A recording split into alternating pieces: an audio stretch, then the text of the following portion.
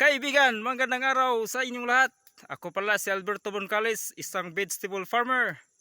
So ngayong araw na to, nandito tayo sa taniman ng gulay ng aking tipasing. So bago ang lahat, pahingi muna ako ng isang subscribe. Kung mahirap-hirap yung subscribe, pahingi na lang ako ng isang like, comment at share. So let's go! It's my life.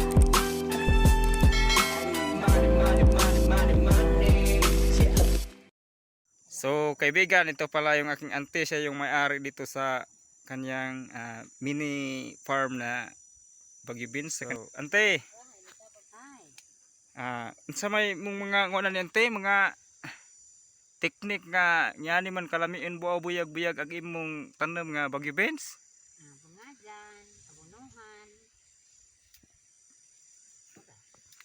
So sa imong pag-abonon sa may imong teknik, Binubig, parang dali mo lang eh. so ayun mga kaibigan, yung teknik niya, tubig na may halong abono, yan yung teknik niya.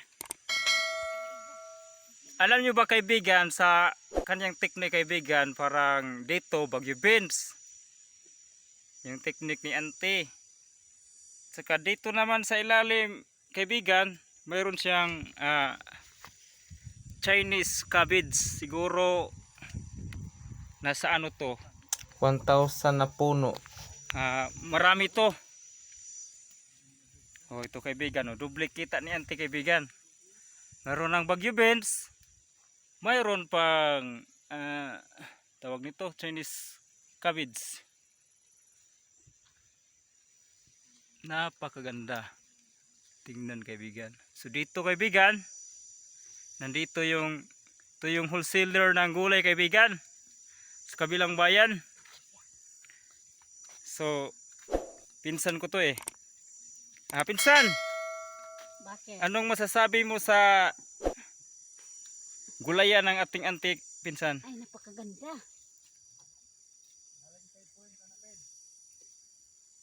So yung nakakulay blue naman, yun yung ano namin, tiyuhin namin na Guwapo. gwapo. So, insan, magkano ba yung bilihan doon sa merkado pag mga ganitong mga Depende lang Baguio sa Beans? presyo. Depende sa presyo. Oo, pag madami, mabarato.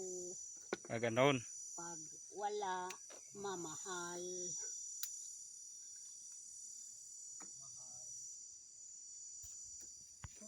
Magkano presyo ngayon, insan, sa ano, Baguio Beans? 50 lang. Tingin ka muna sa camera para makita yung mukha mo. Ayaw, pipangag ko. Sige na.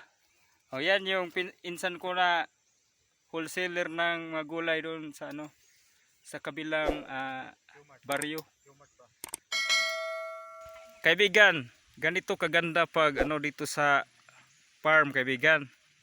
Ito yung Baguio Beans ng aking auntie oh. So alam niyo ba na ang Baguio Beans ay pag ikaw ay masipag lang, talagang pira to. Pero pag ikaw tamad-tamad ay sigurado wala kang pera, malamang. So kaibigan, ito yung tinatawag na try cropping. Yung nasa ilalim Chinese cabbage at saka yung sa ano naman sa ibabaw Baguio Beans.